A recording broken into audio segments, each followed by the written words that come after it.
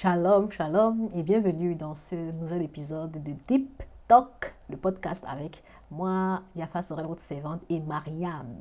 Aujourd'hui, nous allons aller un peu plus en profondeur avec le thème que nous avons commencé la semaine dernière sur la consécration et avec basiquement le thème du livre du Boost 6 qui est Comment se consacrer à Dieu. Mais avant d'aller dans les profondeurs, nous voulons juste nous installer juste avant le générique.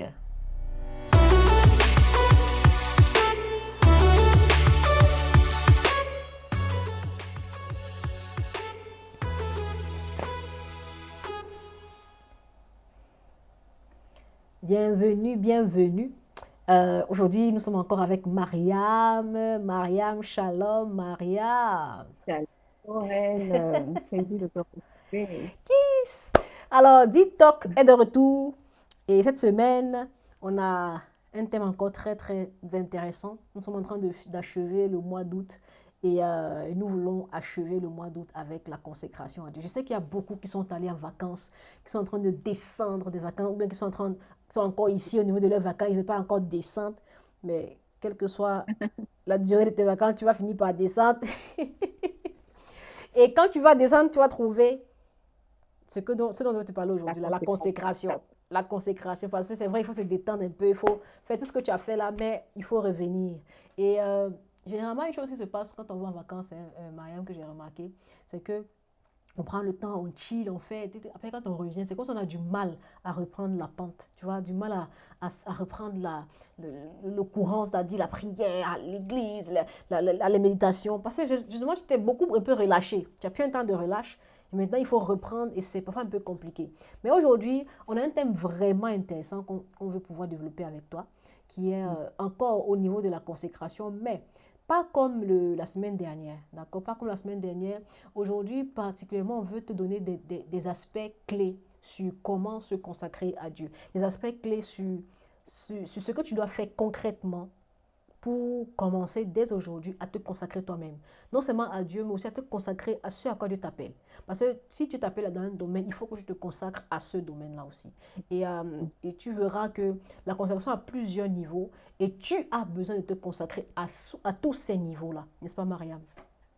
Merci Sorel pour l'introduction. Vraiment, euh, le dernier Deep Talk, on a vu en fait qu'il était nécessaire que nous soyons loin, que le Seigneur nous prépare, nous nous dédions et nous utilisons, n'est-ce pas? Maintenant, dans la préparation, de manière concrète, il y a des tips, il y a des manières que l'homme de Dieu, au travers des différentes méditations, des enseignements, nous ont montré de manière concrète, il nous a montré de manière concrète qu'est-ce qu'on peut faire en fait pour se consacrer, quels sont, je pourrais dire, ce qui nous empêche d'avoir de bonnes consécrations. Et souvent, c'est des béabas, c'est des choses que nous vivons au quotidien, c'est notre manière de penser, c'est notre manière de parler au quotidien. On se dit, ah, mais ça va.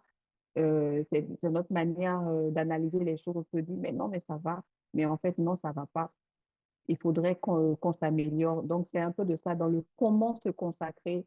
Je ne sais pas, Soraya, qu'est-ce que toi, directement, qu'est-ce que toi, tu nous dirais une astuce, par exemple, venant de la méditation que tu as reçue, comment tu t'es consacré? Là, je parle de soirée. Donc, Ok. je disais que dans les lectures que, que nous faisons de ce livre-ci, qui est Comment se consacrer à Dieu, il y a des clés et des aspects clés que le pasteur nous donne, que nous devons mettre en pratique. Parce que quand on dit comment se consacrer, c'est pour pouvoir entrer concrètement dans la consécration. On parle de consécration, on dit il y a ça, ce bénéfice-ci, il y a ce bénéfice-là, ce bienfait-là, c'est bien beau. Mais concrètement, comment un étudiant lambda, une personne lambda, un chrétien lambda ou pas, se met dans une position de consécration? Alors, Mariam, je voulais répondre à ta question en te disant que moi, en regardant, en lisant, j'ai découvert trois aspects sur lesquels je pense que moi j'ai commencé et que nous devrons tous nous mettre à la consécration à partir de ces trois aspects.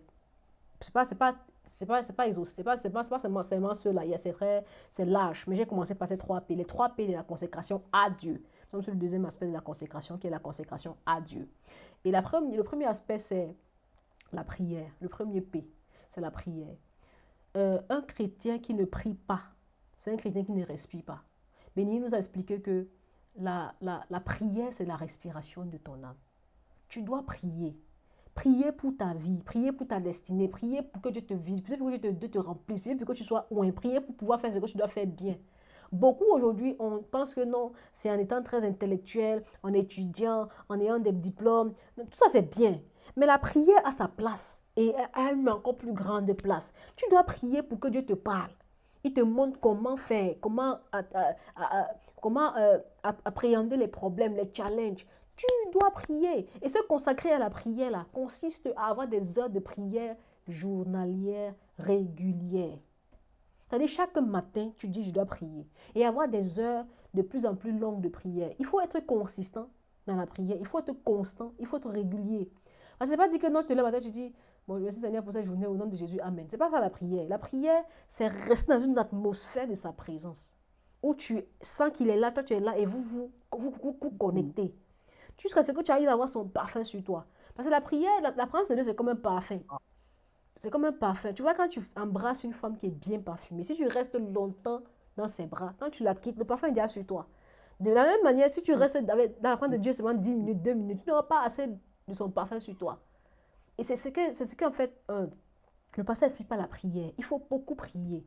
Prier que Dieu te révèle, que Dieu te parle, que Dieu te montre, que Dieu te dirige. Et si tu n'arrives pas à faire 1 heure, 2 heures de prière consécutives, essaye de faire des temps de prière ponctuels dans la journée. C'est-à-dire peut-être à 10 heures, tu fais 5-10 minutes. À midi, tu fais 10-15 minutes. À 15 heures, tu fais 15 minutes. À 20 heures, tu vois pas que toute la journée, tu es dans la présence du Seigneur. Tu étais juste dans une atmosphère de prière. Tu vois, oui, il y a des gens aussi que je connais aussi qui font, ils prient en langue constamment. Ils prient en langue constamment. Ils sont ils sont constamment en train de prier en langue. Ils mettent un petit instrumental là, ou bien la Bible audio, et ils prient constamment en langue. Ça va beaucoup t'aider à rester toujours dans l'atmosphère de sa présence.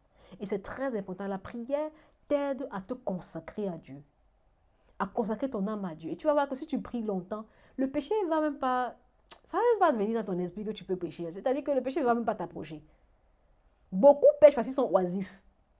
Parce qu'ils ne font rien. En fait. Et la nature a horreur du vide. Donc, quand c'est vide, il faut remplir. Et généralement, ce qui remplit, c'est le péché. L'oisiveté, là, c'est le facteur numéro 1 du péché.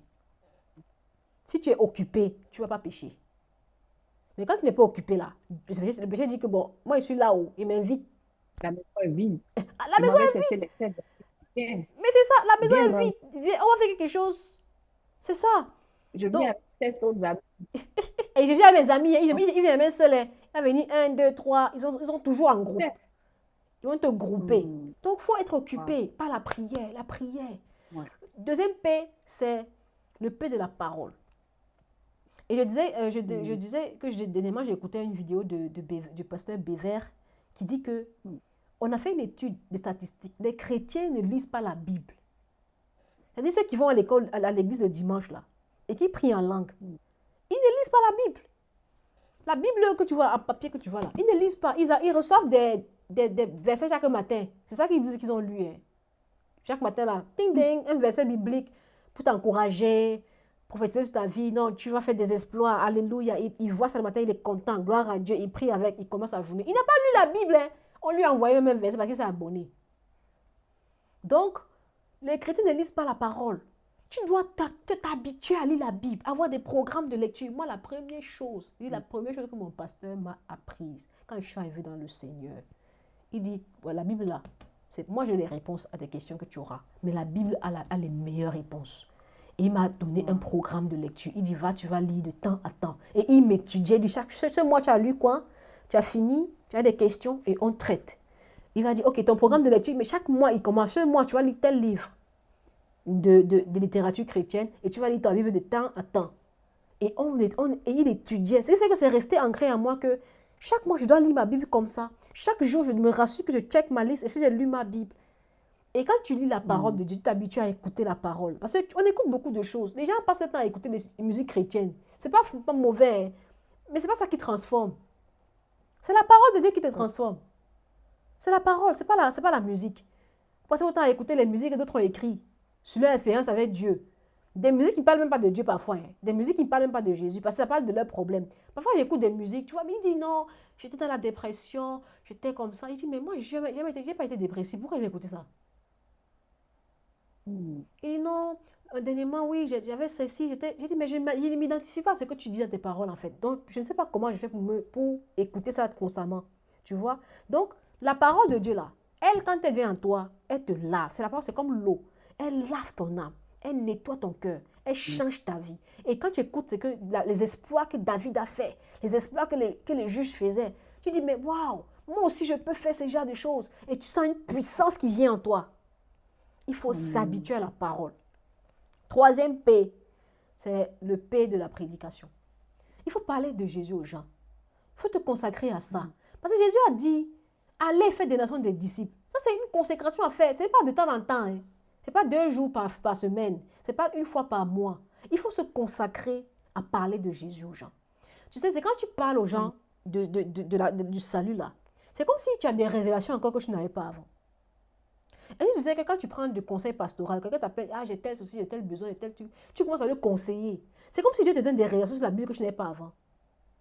Parce que Mhm. dis-moi, pourquoi Dieu te donne des révélations si ce n'est pas pour aider quelqu'un? Les révélations qu'on a, ce n'est pas pour nous. Par exemple, le pasteur il lit sa Bible, c'est pour nous révéler des choses. Et parfois, les pasteurs prêchent et il me donne des réponses que j'ai posées au Seigneur dans le secret de mon intimité avec le Seigneur. Mais Dieu lui a parlé à lui pour qu'il me révèle. Tu vois un peu, non? Donc, il faut s'habituer à toujours dire à quelqu'un, Jésus t'aime, sois transformé, prier pour quelqu'un Mm. et partir. Si tout ce que tu reçois comme dépôt reste en toi, tu vas mourir. Ne soyons pas des lacs, Mm. soyons des fleuves qui passent l'eau, qui donnent la vie, qui transportent la vie, qui communiquent la vie. Et communiquer la vie, là, c'est Jésus. Parler de Jésus, parler de la parole, transformer les gens par la parole. Donc, si toi tu reçois seulement, tu reçois, tu pries, tu médites, c'est toi, tu vas finir par avoir une explosion. Tu seras obèse spirituellement, c'est bizarre. Donc, il faut que tu puisses passer l'information. Ah, ce matin, j'ai lu un verset qui m'a transformé. Est-ce que je peux vous partager? Tu fais une vidéo, tu mets sur ton TikTok.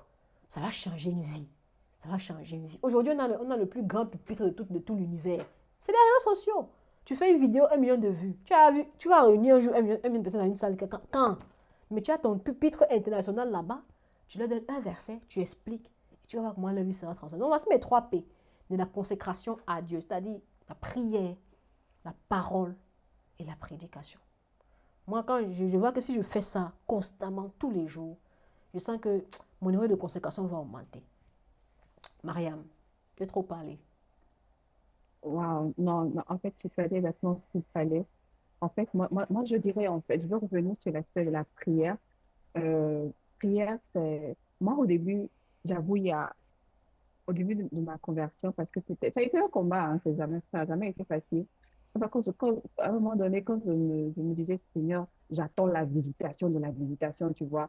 Je sens que oui, je suis à 2 minutes de la visitation, tu vois. Et Uh-huh. quand je viens à un culte, j'entends un message, j'entends prier. Je dis, mais ce que j'ai fait là, c'était prier. Je veux prier encore. Je dis, mais comment j'ai prié encore, tu vois? Aïe, aïe, aïe, Et aïe, c'est aïe. avec le temps, finalement, vraiment, il a fallu du temps pour que je puisse me réconcilier avec le mot prière. Waouh, Finalement, aujourd'hui, c'est fort. prier, c'est simplement m'asseoir et parler.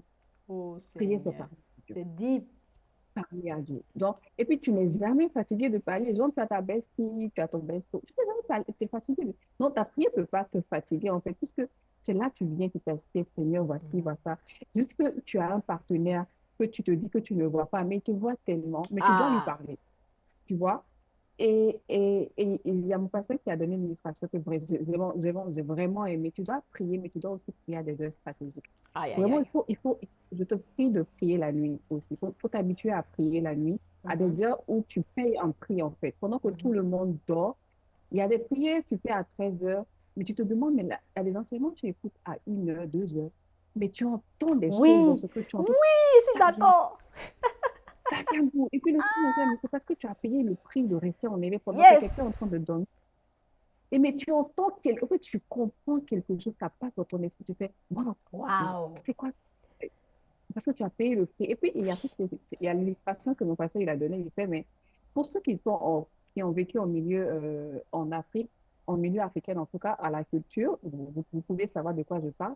Souvent, tu te réveilles le matin, tu vois un calebasse, tu vois de la farine, tu vois un carrefour, tu vois de l'huile rouge, en fait, tout ce que tu veux, quoi. Et puis, il dit, mais David, ces gens-là, ils mettent ça à quelle heure? À Et puis, quelle heure? Ils viennent mettre ça à quelle heure? À quelle heure? Et puis tu me dis, mais la nuit, est-ce qu'ils mettent ça à midi, Mm-mm, 13 heures? mm-mm, Est-ce qu'ils mettent ça à 18 heures pendant que mm-mm. tout le monde, on se réveille, on vient voir. Il dit, mais si pendant que eux, ils mettent ça à l'heure là, toi, là, Toi, tu tu fais vas quoi? Tu dormir toute dors, la nuit. tu ronfles. C'est Toi, ça. tu es en train de mettre quoi? Pendant qu'ils Mm. sont en train de mettre ça là, toi, tu fais quoi? Tu te réveilles le matin, ou bien tu comptes sur quoi? Si tu comptes sur quelque chose d'autre, pour dire nous tranquillement, tu peux. Mais si tu ne Et puis, comptes sur c'est ça, rien, c'est ça. et puis tu ne comptes que sur Jésus, pendant qu'ils sont en train de faire ça, toi, tu fais quoi? Le meilleur produit, la meilleure ressource, c'est l'être humain. Et tu as des Aïe, grâces aïe, aïe. inestimables, en fait. Tu as un marché, la manière dont tu aimes aller faire des marchés, tu aimes faire des achats, il faut savoir que ta vie aussi, là. Tu as des choses, tes grâces que les gens sont en train d'acheter. On est en train d'acheter ton intelligence, tes grâces, tu vois, tout est en train d'être acheté, mais toi, tu dois te lever dans la prière. Quand tu sais qu'il y a des choses que tu n'arrives pas à faire, tu dois te lever dans la prière. Tu dois te lever pour en parler au Seigneur. Genre, quand tu as fini de dire tout à ta beste-eau, peut-être à 18 heures où vous êtes appelé, mais tu dois te lever aussi, faire la même chose avec le Seigneur. Tu sais, Seigneur, voici ce qui s'est passé. Mm. Mais en même temps, en le faisant, et parce que tu lis la parole, tu vas faire le lien avec des versets. Tu vas chercher un verset qui vient répondre à la situation que tu es en train de traverser. Par exemple, tu es allé déposer quelque chose, un emploi, ou bien tu es allé travailler, on t'a mal parlé, tu es nul, tu ne vaux rien, tu es Mhm. ci, mais tu vas chercher le verset qui te dit, je suis une créature merveilleuse. Tu te réveilles la nuit, tu dis, Seigneur, aujourd'hui au boulot, on m'a dit, je ne vaux rien, on m'a dit ci, on m'a dit ça, mais il est écrit, je suis une créature merveilleuse. Et tu parles au Seigneur. Tu auras des choses, tu vas entendre des choses, tu vas entendre des voix, tu vas dire quelque chose de contraire. Ce qui va se passer, c'est que plus tu vas faire ça, d'habitude, quand on te parlait comme ça, mais quand tu vas à une réunion, quand tu vas travailler et qu'on te dit tu ne vaux rien, mais tu es Hey, nul, mais peur qui commence maintenant par rentrer dans ton âme. Là où tu parlais avant, tu n'as plus envie de parler parce que tu te dis, si tu parles maintenant, on va te dire tu vaux rien. Et du mhm. coup, alors qu'il fallait que tu parles, il fallait que tu donnes cette idée pour que tu puisses avoir cette promotion. Mais quand on t'a dit ça, tu es venu, tu es venu le soir, oui, tu as appelé ta bestie vers 19, vous en êtes parlé. Mais la nuit, tu t'es réveillé, maintenant tu as appelé le bestie des besties à 1h45. Tu te dis, Seigneur, mon bestie, Aïe, tel tes aïe, aïe, films, aïe, on m'a aïe, dit, aïe, aïe, aïe, aïe. voilà ce qui s'est passé aujourd'hui. Mais voilà ce qu'on m'a dit. Je déclare au nom C'est de Jésus fort. que cela n'arrive pas. Je déclare que moi, on va manifester ma Amen. destinée. Je déclare que ce projet que tu as mis dans mon esprit, moi, je ne vais pas laisser tomber. Cette Non. destinée, je ne sais pas comment ça va se passer, mais aide-moi. Fortifie-moi, aide-moi à ne pas en vouloir à la personne qui m'a mal parlé, mais aide-moi à trouver des stratégies pour, tu comprends, tu vas développer une certaine assurance. Tu finis, tu dors. Le lendemain, tu retournes encore au boulot. Mhm. Tu vas encore faire la même réunion. La même personne qui t'a dit hier, tu n'es rien. Tu vas donner une autre idée. Il va dire, mais on dirait que ça a changé. On dirait que tu commences à dire des choses qui sont... Ah. Tu vas rien dire. Tu vas dire, l'esprit qui a parlé là-bas.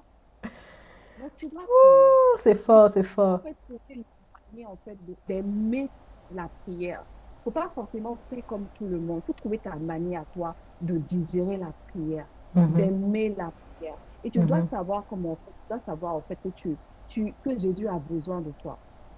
J'ai discuté avec un frère qui me disait, oh, souvent on dit, mais Dieu n'a pas besoin de moi. Et j'ai vraiment aimé quand la manière dont l'apôtre, mon père spirituel, moi, serviteur, l'apôtre Mohamed Sanoui, il a dit, j'ai besoin de toi. Souvent on dit au Seigneur qu'on a besoin de lui, mais la manière dont il a tourné ce côté pour nous dire, tu Nous as aussi, il a besoin besoin de de nous.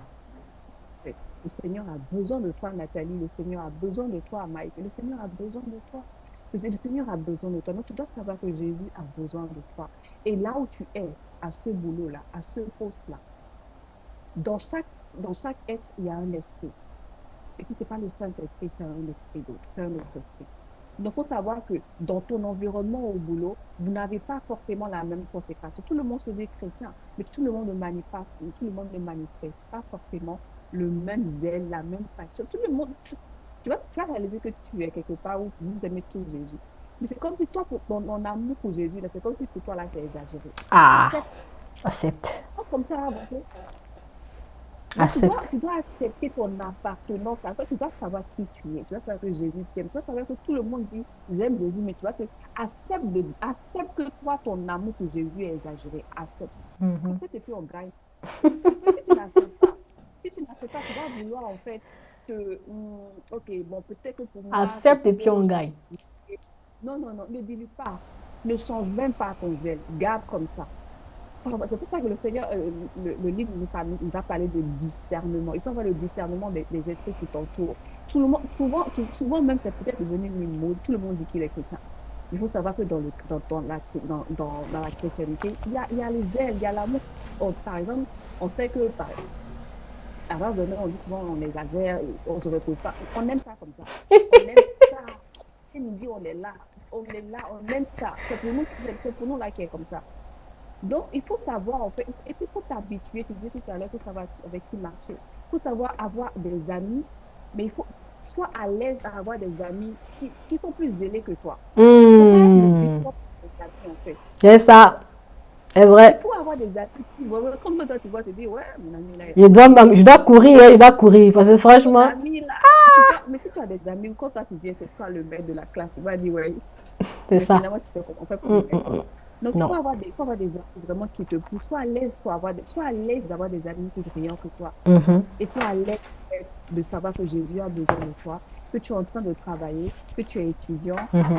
que tu es enseignant, que tu travailles dans la restauration, mais toi que tu le fais pour la gloire de Dieu. Amen. Savoir que toi, tu appartiens à Dieu. Et c'est comme ça que petit à petit, tu améliores ta consécration. Et avec le temps maintenant, on aura abordé ça certainement dans les thèmes, les sujets à venir. Le pasteur nous a parlé de tout ce qui est blasphème, tout ce qui est Mhm, faux, ce qu'il ne faut pas, notre manière de parler, notre mhm. manière de penser, les limitations qui peuvent nous tuer, la parole, notre manière de prier, c'est quoi? La légèreté dans nos propos, les mauvaises blagues. Il y a tellement de petites choses, en fait. Il faut lire ce livre-là, tu dois le lire. Tu dois le Vraiment. lire. Parce qu'il y a tellement de petits détails. Et ce qui est intéressant, c'est que lorsque tu es en train de méditer, le Seigneur te parle. En fait, il a le cœur à cœur. Donc, il y a ce que, tu vois, on est en train de parler, mais pendant qu'on est en train de parler, il y a quelque chose, le Seigneur est en train de zoomer ton attention sur quelque chose que nous, on ne sait pas forcément. Tu vois, c'est là le réma, c'est le cœur à cœur.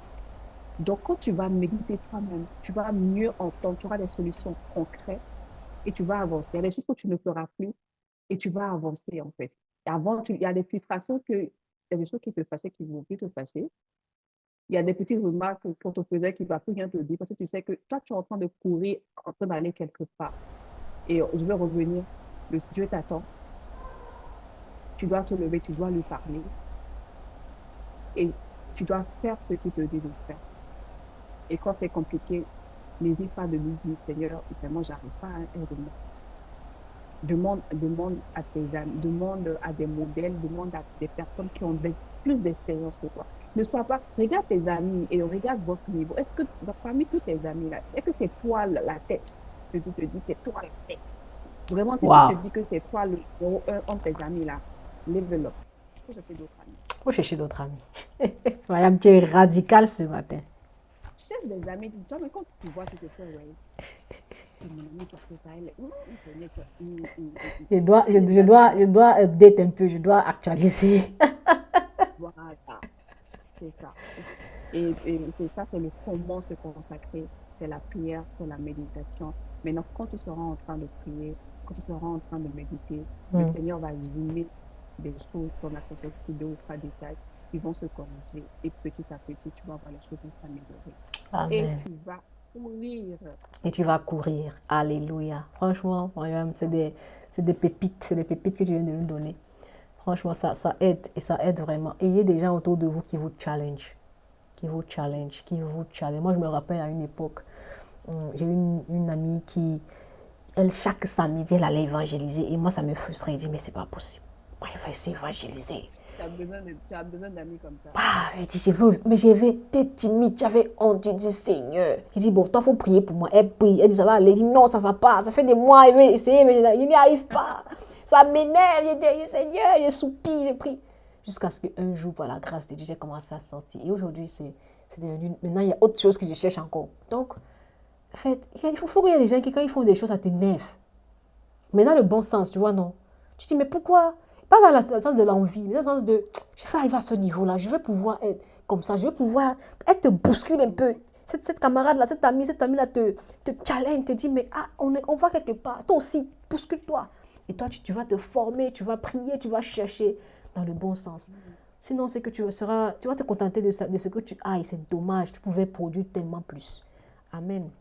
Donc, on va passer une petite vidéo d'1 minute. Et on va voir un peu on va commenter un peu sur cette vidéo-là ensuite. On va passer à la prière. Donc, j'espère qu'elle va te bénir, cette vidéo. Nous allons passer tout dessus. Mais c'est un porte-parole de Satan. Quelle que soit tes idées, tu n'iras nulle part. À chaque secteur, il faut un véhicule. Et chacun tente pour vous transporter quelque chose. Mais la plupart, vous l'ignorez. Vous l'ignorez. Jésus a vu Jérusalem dans les ténèbres. Et des siècles avant, il a préparé l'âne sur lequel il allait monter et rentrer à Jérusalem. Et lorsqu'il allait rentrer sur le dos de l'âne, la joie, l'allégresse, le salut, Dieu t'attend. Dieu t'attend. Dieu t'attend. Trop d'enfants meurent dans les villages, dans les endroits. Lorsqu'on est parti en croisade, on a vu tellement de gens mourir par manque de soins pour des médicaments de 500 francs. Comment Jésus va faire partie de ces gens de ténèbres? Où est le véhicule? Et le Seigneur m'a dit, ce sont les gens à qui vous prêchez tout le temps. Chaque membre de ton église, mon fils, est un véhicule pour vous. Mais tant qu'il ne va pas s'élever, tant qu'il ne va pas se disposer, je ne pourrai pas entrer. Jésus s'est arrêté à Bethphage, il s'est arrêté. Il dit, oh, ça c'est moi qui paraphrase. Je dis, on se met à Jérusalem, non? Il dit, il manque quelque chose. Où est l'âne? Où il est? Et c'est là que Dieu ouvre les yeux de Jésus et il découvre que l'âne a été attaché dans un village. L'âne prophétisé par Zacharie devait l'attendre. Ils avaient un point de rendez-vous. Mais l'âne était attaché. Zacharie n'a pas prophétisé les liens de l'âne. Zacharie a dit, Jésus va monter sur un âne. Vous savez, le plus souvent, la prophétie ne touche pas tes problèmes. L'âne était paralysé, même pas dans la ville. Et c'est pas seulement une affaire d'argent. On peut être attaché émotionnellement, physiquement. Quelqu'un qui est tout le temps malade, il est attaché. Il n'est pas au rendez-vous de Jésus. Quelqu'un qui est tout le temps dans les hôpitaux n'est pas au rendez-vous de Jésus. Il y a des femmes parmi vous. Pourquoi vous êtes stérile? Satan a attaché votre femme parce que vous avez un enfant particulier à transporter. Quand vous regardez la version de Matthieu, ce n'était pas l'ânon qui était attaché, c'était sa mère. Mais c'est sur l'ânon que Jésus devait monter. Mais sa maman était attachée. Il a dit, allez au village, vous trouverez aussitôt une ânesse attachée et un ânon avec elle. C'est-à-dire, c'est l'ânon qui est prophétisé à sa mère. En paralysant tes parents, on peut te paralyser toi. Ton village est attaché, ton pays est attaché. Alors ici, vous avez la présence de deux liens. Le premier lien, il est satanique. C'est-à-dire, des méchants ont attaché l'âne. Selon le texte de Matthieu 21, lui-même, il semble être libre. Mais il restait parce que c'était sa mère. Donc, si la corde de maman arrive à 3 mètres, lui, il peut aller jusqu'à 5. Mais il va revenir. Il ne s'éloigne jamais de maman. Il ne s'éloigne pas de sa mère. Donc, il était attaché, mais pas négativement, mais par responsabilité, par affection. Ce que Dieu t'explique, c'est que ce dont tu es responsable et ce à quoi tu es lié détermine aussi ton niveau de progression. C'est-à-dire, l'ânon, là, il ne pouvait pas aller à 20 km. Non. Amen. Donc, tu vois, comme Mariam a dit ça, ça commence exactement comme on a dit, que Dieu t'attend. Le pasteur dit Dieu t'attend aussi. Il a dit Dieu t'attend. Et elle a répété ça, c'est comme si elle avait déjà, on a déjà vu, elle dit Dieu t'attend. Donc, ça dit que, c'est ça en fait, Dieu t'attend. Dieu nous attend quelque part. Mais tu vois, le pasteur dit aussi que parfois il nous attend. Mais on est bloqué quelque part à cause d'un lien qui est parfois lié à nos responsabilités. Soit familiales, soit professionnelles, soit de quelle que soit la responsabilité que tu as. L'ânon était attaché avec sa maman. Ce n'était même pas lui qui avait les liens. C'est sa mère qui était attachée. Mais lui, il était à côté d'elle à cause du fait qu'il avait une relation affective avec elle. Il était aussi attaché. Donc, il y a des liens que nous avons qui nous empêchent d'être au rendez-vous, là où Dieu nous attend. Mais qui ne sont même pas des liens que nous on a créés. Ce sont des liens qui sont venus sur nous, familial. Il était là parce que sa mère était là. Professionnel, émotionnel. Tu t'es mis avec quelqu'un, tu n'es pas avec la personne, et les liens qui sont sur lui t'attachent aussi. Donc, il s'agit de pouvoir détecter ces choses, se détacher soi-même, demander à être détaché et aller au rendez-vous de Jésus. Et c'est ça que Mariam t'a dit, Dieu t'attend. Mais quand tu comprends que Dieu t'attend, quand tu as la conscience que Dieu t'attend, ta façon d'agir est différente. Tu travailles comme dans l'urgence. Tu deviens comme pressé. Parce que quand tu ne sais pas quand tu attends quelque part, tu peux faire que tu veux, marcher comme tu veux. Mais c'est quand tu sais que non, j'ai rendez-vous quelque part, on m'attend et je suis déjà en retard, tu vas plus vite en fait. Donc je veux juste dire à quelqu'un, en fait, soyons dans l'urgence. Le temps va vite. Et ton âge passe aussi. Mais Dieu a besoin de toi. Il t'attend. Ne donnez plus les excuses que non, si on a trop d'excuses. On a trop de situations qu'on veut expliquer. Mais on va expliquer même quoi, Maria? Dieu t'attend. Dieu t'attend. Il a une feuille de route. Il veut pouvoir finir sa feuille de route. Mais toi, tu es quelque part. Que le Seigneur nous fasse grâce d'être libre de tout ce qui nous attache, tout ce qui nous empêche d'entrer dans notre destinée, que le Seigneur nous fasse grâce, que nous puissions entrer dans la vision qu'il a pour nos vies. Et que tout ce qui te liait, que ce soit émotionnel, professionnel, affectif, quelle que soit l'origine, que Dieu te fasse grâce d'être au rendez-vous à l'heure et qu'il puisse t'utiliser comme le véhicule que tu es au nom de Jésus. Amen. Mariam, si tu as une dernière mot. Non, tu as tout dit, c'est vrai. Dieu nous attend et soyons détachés. Et le seul endroit où on peut savoir ce qui nous attend, c'est dans sa présence. Quand on Amen. revient à l'intimité, il n'y a que le Seigneur. Et j'aime bien quand le pasteur dit, parfois tu penses que non, toi tu n'es pas concerné. C'est parce que ta corde est un peu plus longue. Ah! Ta Mariam, révélation! corde est un peu plus longue. Ta maman a attaché peut-être 3 mètres. Toi, tu as 2 mètres, 3 mètres. Tu vois, peut-être que ta maman, peut-être, elle avait le bac. Toi, tu allais un peu jusqu'au master. Tu te dis, ça va. Il faut essayer d'aller plus loin. Ah! Ta corde à juste un peu plus longue. Tu vas remarquer que toi-même, tu as attaché tes limites. Il y a des paliers que tu n'arrives pas à franchir. Mais pour pouvoir avoir la victoire sur ces paliers, on revient à la base. C'est la consécration, c'est Consécration. l'intimité, c'est Dieu qui doit te parler. Et c'est pas dans la distraction qu'il doit te parler. C'est pas l'intimité, c'est entre deux personnes. La porte fermée, c'est bien que là que le Seigneur va couper le corps, va te dire voilà ce qu'il ne faut pas, voilà ce Amen. qu'il faut et tu auras la victoire. Dieu Amen. t'attend. Dieu t'attend. Viens le voir. Amen. Seigneur, aide-nous. Seigneur, aide-nous. Et je veux juste te donner l'opportunité à quelqu'un qui a écouté ce qu'on est en train de dire pendant ces quelques minutes et qui se sent concerné, qui se sent appelé. Et puis tu n'as pas encore fait la paix avec Jésus. Nous voulons juste te dire que tu dois faire la paix avec Jésus. Ce dont on parle là, c'est pour ceux qui ont fait la paix avec Christ. La consécration pour pouvoir entrer dans sa destinée, il faut que tu puisses faire la paix avec Jésus. Je veux juste te donner cette opportunité pour que tu puisses donner ton cœur à Christ et être restauré dans ton âme et qu'il puisse commencer à t'utiliser dès aujourd'hui, aujourd'hui même. Tu peux être complètement réconcilié avec Jésus. Prends juste le temps de dire avec moi, Seigneur Jésus, j'ai entendu ta parole. Je veux entrer dans cette relation avec toi. Je te demande pardon pour tous mes péchés. Lave-moi par ton sang. Entre dans mon cœur. Sois mon Seigneur et mon Sauveur personnel à partir d'aujourd'hui. Amen. Amen. Donc, on va te mettre dans... Bienvenue. On va te mettre dans le lien, dans la description, il y a un lien pour qu'on puisse te contacter, pour que tu puisses prendre le temps de vraiment entrer en contact avec quelqu'un qui va te suivre. Et si tu n'as pas encore pris ton livre, ton boost, tu peux scanner le code QR qui est juste affiché à l'écran pour pouvoir te procurer si tu es en Asie, en Europe, en Amérique ou en Afrique du Sud. Mais surtout, vraiment, que Dieu te bénisse pendant que tu lis, pendant que tu écoutes et là où tu es. Shalom. Bye bye. Mariam, à la semaine prochaine. Amen.